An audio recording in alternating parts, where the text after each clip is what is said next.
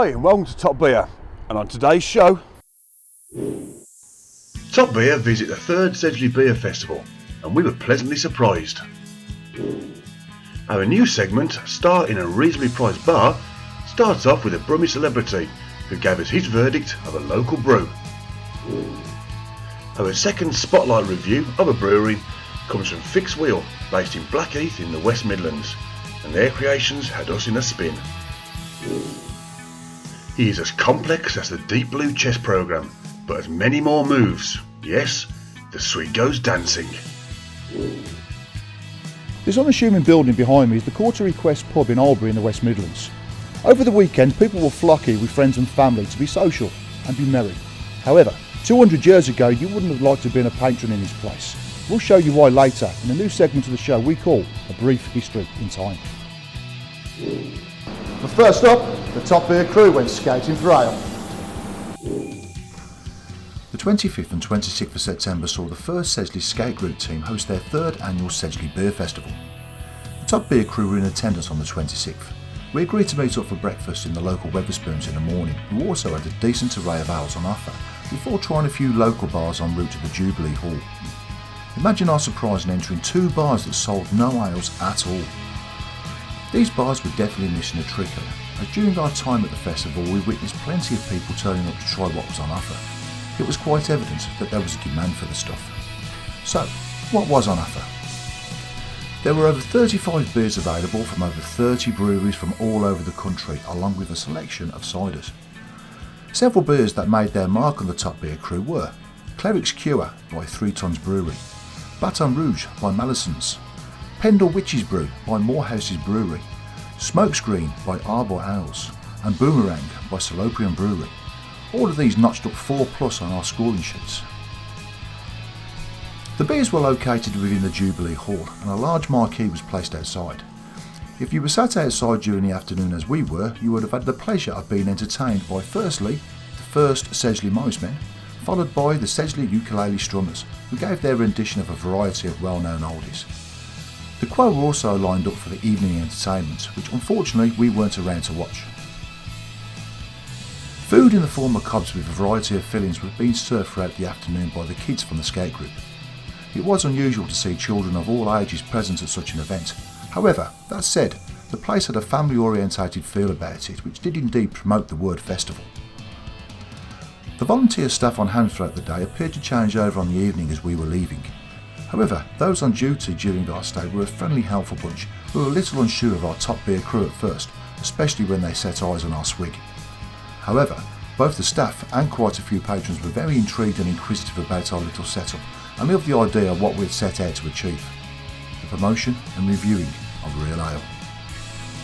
The swig finally overcame his shyness and did start mingling with the locals, as well as being on hand to congratulate 2 of the TopBeer crew for achieving personal milestones in their pursuit of the dark stuff. Overall, we had a very pleasant day, and would like to thank everybody involved with the first Sedgley skate group team for making it so. We are looking forward to our invitation next year, guys. an exciting new segment to TopBeer is Star in a Reasonably Priced Bar, where we get a star to record themselves tasting and describing the beer that they enjoy.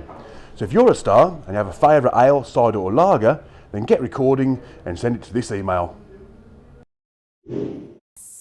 Our first star to pave the way to our new segment is a legendary singer spanning over 30 years in the industry. Part of a famous Brummie band, they've had hits with 1 in 10, Red Red Wine and Kingston Town. Our star in a Reasonably Priced Bar is Astro from UB40.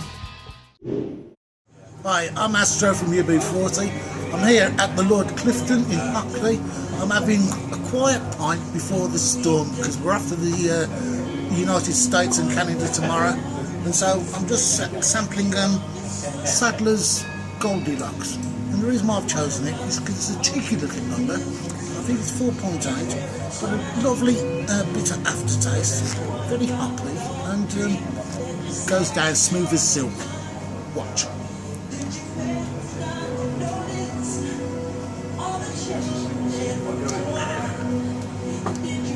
Bye. Our second review of the show and our second brewery review to date, we went down to Fixed Wheel Brewery and tasted some of their offerings and also had a little chat with the head brewer, Scott Povey. Hi guys, and behind me is Scott's own little unit at Fixed Wheel Brewery. Today I'm going to have a little chat with him about some of his ales, a few questions, even more importantly, a few samples. We'll let you know what's going on. Just over, been head brewer now, been going just over 12 months now, so we've just actually passed our first year birthday, so yeah, just over 12 months, but I also brew at another brewery as well, and I've been there, so about 2 years there also, so yeah. So how long have you been brewing for them? For the other brewery? Yeah. About 2 years. 2 years, yeah. So it's come, time just flies by, goes ever so quick. Really challenging. Just from every aspect really, with hot contract materials, that sort of thing. Actually finding a premises as well to start with that was suitable for us, and we struck really lucky. I mean, one of the great things about this place is the floor was already sloping with the drainage, so it's a godsend, where it just saves hours off your day in the brewing process. But, you got the brewing, but then you've also got the other side of the business as well, so we had to build, the brand as such that we're building, all the graphics and everything that go with that. And then we already had loads of recipes ready to go anyway, straight from the off. But then it's the trouble with getting ingredients with hot contracts and the likes of that. So, but authority-wise, with environmental health and HMRC and those sorts of people, fantastic, really helpful. So that's been great. That's good. I suppose the hardest bit is selling the beer. Really. He's actually getting it out there because it's so competitive.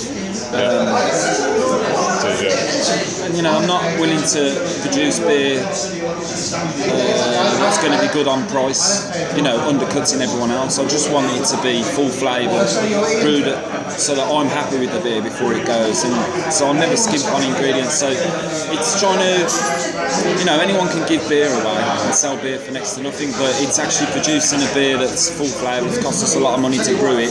It's getting that across to the publicans and to the consumers. And once they've tried the beer, then they understand it, and they'll go from there. And so that's probably the hardest side of the business is selling. The selling part, probably.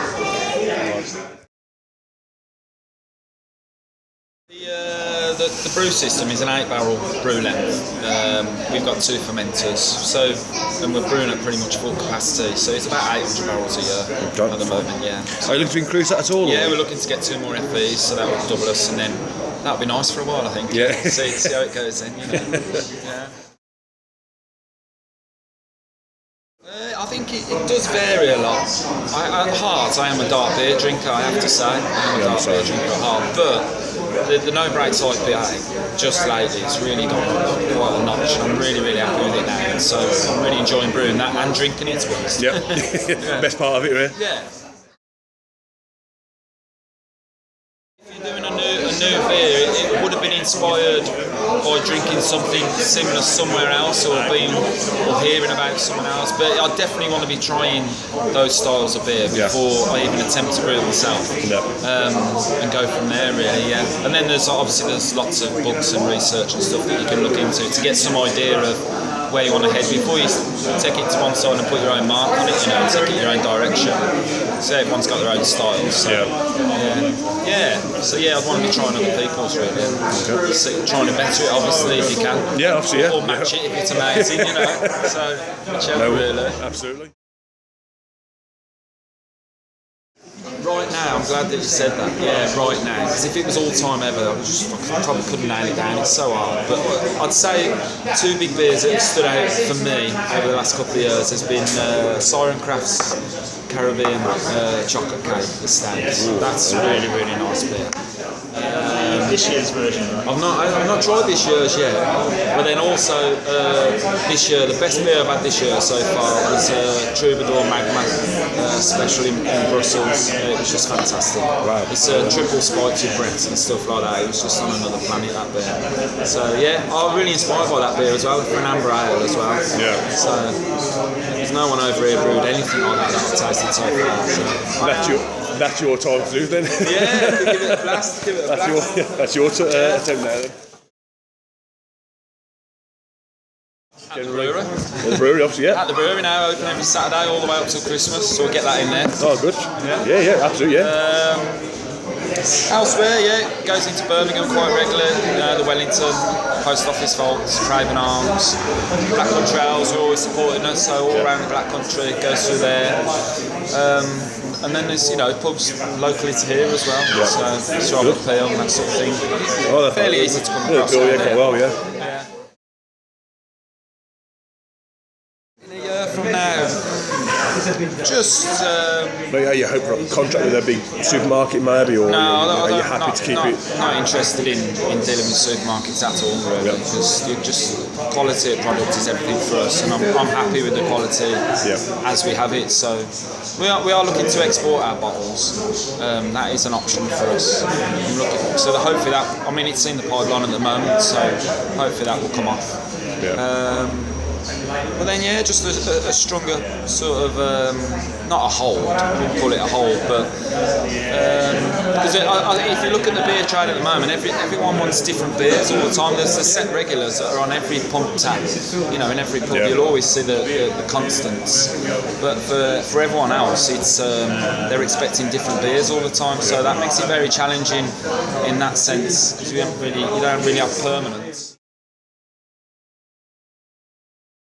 Yeah, we've had a few through the year since we started. We've won three big local festivals. We've won Stourbridge, Kidderminster and Bromsgrove, so we've done quite well locally. And then just last week we won a gold for our Blackheath Stouts and a bronze for the Chain Reaction in bottles at the Seaver Regionals over at Nottingham Beer Festival. So for us to win there, that's a really big achievement for us. We're really happy with that. So all the beers are blind tasted, and plus we go through to the national round now as well. So with the Blackheath Stouts, maybe more awards, more recognition as well, see how far it will go, It's the first time we've entered, the first chance we've had, so we're excited about that, we really are. I'm glad. We are as well, Way everything particularly. Do the numbers, do the numbers. If you're thinking of starting your own brewery, definitely do the numbers and have a solid business plan in place. Lots of research as well. I think you're saying cash flow is it's challenging. Cash flow in the brewery industry is very challenging. What about the top hops? I mean, is it hard to get hops or hard to get hops? I think any new brewery now coming to open now, if they've not already got hop contracts in place for the next 3 years, you're going to be struggling slightly, because it's really, really hard to get. We still can't get Nelson Save on. I don't think anyone can really, unless you've been brewing for some time. You've got good links with your contractor as such. But so hops like that, and like last year we couldn't get Simcoe, so we had Mosaic instead, which has worked really well for us in some of our beers. But then you look at the price of Mosaic next year, it's gone up £5 a kilo. So when you're looking at putting 10 kilos in a batch, that's some price increase, which is going to have to be taken up somewhere. We're on Facebook. We've got our Fixed Wheel Brewery page on Facebook. I'm always personally responding to messages on there. And if I don't, our newest member, Harriet, she'll always respond as well. What? A second. And we're on Twitter as well. We've got a Twitter page. And we've also got a website which is under development at the moment. It's almost finished. There's a holding page there, but the website is almost there. So you'll be there eventually, The future. Well, we've got lots of different beers I want to brew, lots of different styles I want to try. We're very much halfway through sorting out exporting our beers to Sweden. That's something that's happening as we speak. So why Sweden? We just think that our brand would work very well over there at the moment, and the beer scene's obviously thriving as well over there for the styles of beers that we produce. So it'll mainly be in bottle and key keg that we're looking to export. So that's something that's happening. And just building on the success we've had this year, really. Foundation with that and moving forward, really. And 2 more FVs. Absolutely. 2 more fermenters. Get building up. Great. Just a real big thanks for coming down, great. Coming to try the Our beers pleasure. and featuring us as the brewery of the month for yourselves and that, so I'm really grateful. That's a pleasure. Yeah, Scott. Super. Cheers. Thank you, mate. Appreciate Thank it. you very much. Thank you very much. First on our list of fixed wheel beers was the award-winning Black Eve Stout. The appearance of this was black opaque with a creamy head, as you would expect for a stout. The nose was full of roasted malts and we detected hints of cocoa as well. It's no wonder the Black Eve Stout recently took gold at Nottingham's Robin Hood Beer Festival. It has a full body with good carbonation and the taste of roasted malts are still present, along with a dark chocolate undertone. There is a nice lacing down the glass while drinking and it has a pleasant mild bitterness to finish. We found it very smooth to drink. Overall we scored it 24 out of 25, a fantastic stout that we fully enjoyed and will be sampling again and encourage you to do the same. On to the second beer called Summer Smiles.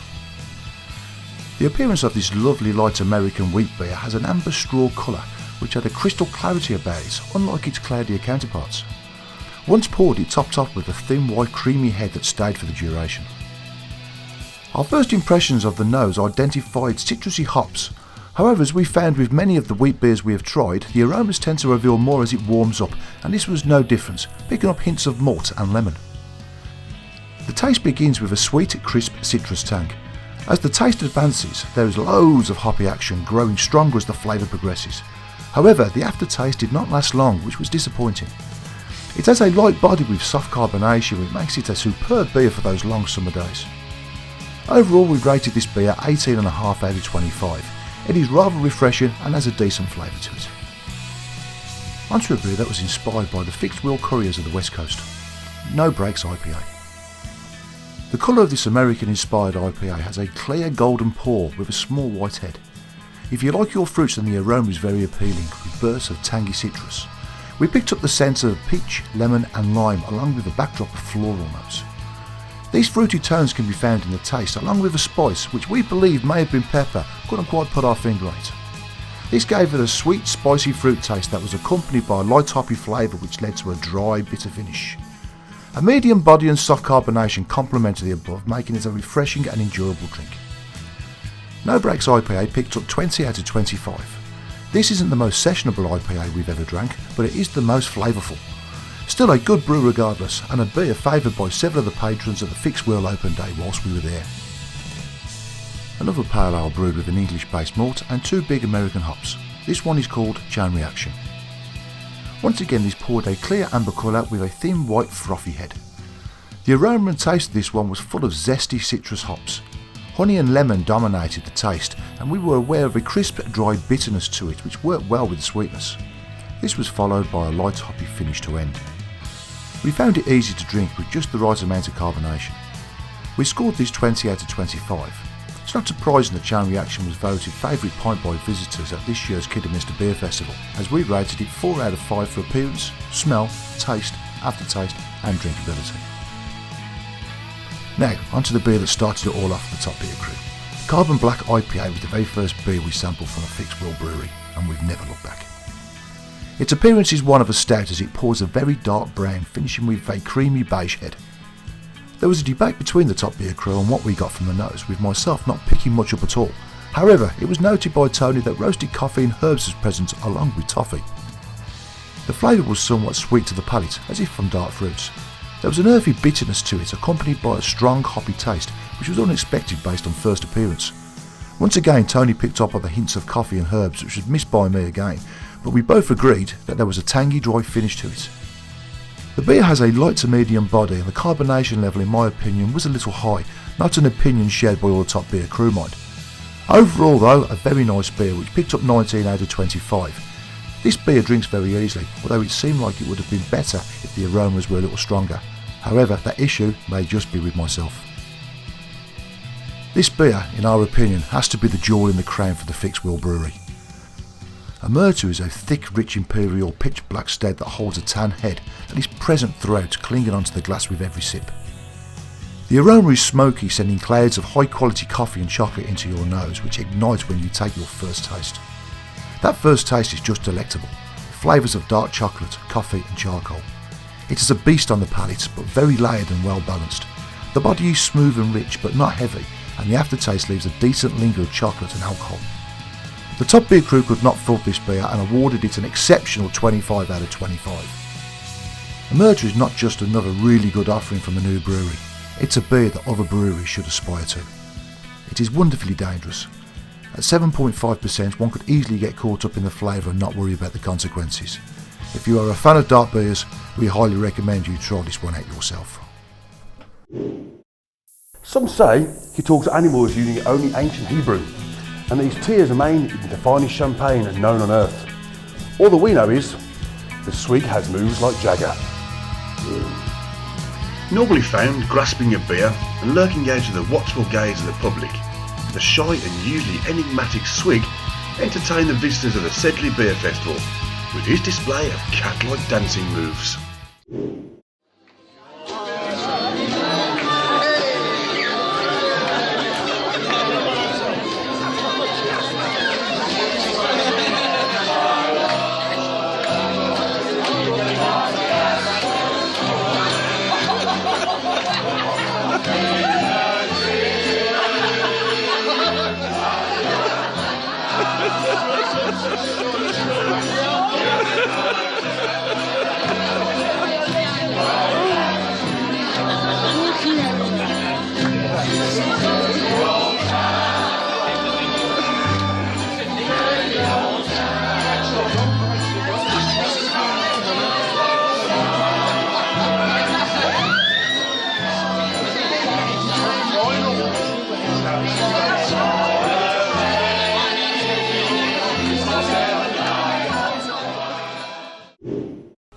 We at TopBeer have made it our quest to bring you our views on the breweries and taverns we visit along with the beers we sample within them.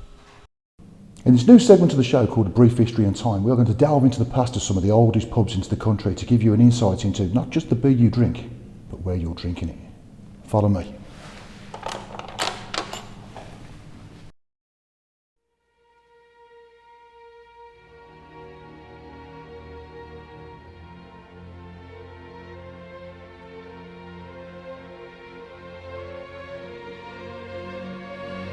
A court of request was established in Albury in the early 19th century to deal with debtors in the local area who, if found guilty, could face imprisonment for up to 100 days.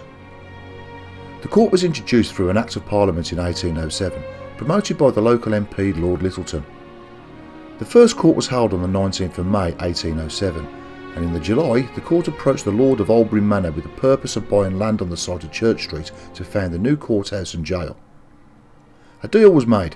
However, building work did not start until 1815, with the courthouse opening the following year. The courthouse jail had cells for both male and female prisoners. These consist of 3 rooms for the men, measuring 30 by 18, 14 by 10 and 12 by 6. The accommodation for female debtors consisted of only one small room, which was less than half the size of that of the men. The prison conditions were not the best as you could imagine, but by the 1840s they had deteriorated that much that an inquiry was ordered by the Home Secretary. This was carried out by John G. Perry, Inspector of Prisons, in 1844. His report stated that the rooms which serve for both day and sleeping apartments are extremely confined, offensive and unwholesome, and that the state of the atmosphere of these apartments when filled with inmates and closed for the night was extremely foul and oppressive. The prison was deemed unfit for purpose, and the commissioners, under the persuasion, purchased a large lot of ground immediately adjoining, which would see the construction of a suitable prison.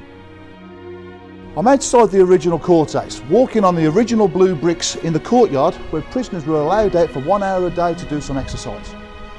To my right are the newly built prison cells when the police station took over in 1900. By 1850 it was reported in Slater's directory that the courthouse had been improved and was a neat and commodious building that now contained apartments for both magistrates and for the judge. In 1858 West Bromwich leaders initiated moves to have the county court transferred to them. This was met by strong opposition who fought off the challenge and kept the court in Albury. The government even paid £3,000 to extend the court buildings. This reprieve did not last long, as in 1889 West Bromwich, by then a county borough, was successful in having the county court transferred to it. The magistrates' court remained in Albury and continued to operate at the courthouse until eventually the premises were bought by Worcestershire County Council and turned into a police station in 1904. New cells were built for this purpose and remain intact today. It remained as such for much of the 20th century, occupying the ground floor with the courtroom situated above.